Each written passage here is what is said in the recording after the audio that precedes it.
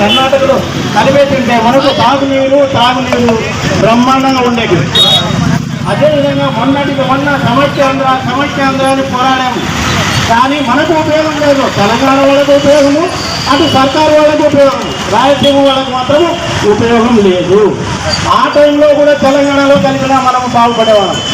కానీ ఇప్పుడు మంచి అవకాశం వచ్చింది. ఆదోని పట్టణ ప్రజలారా ప్రతి ఒక్కరూ రోడ్ల మీదకి రండి, రాజకీయ నాయకులకు పెద్దలకు సహకరించండి.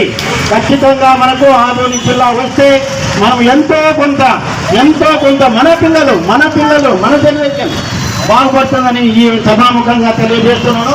అందరికీ ధన్యవాదాలు. Thank you.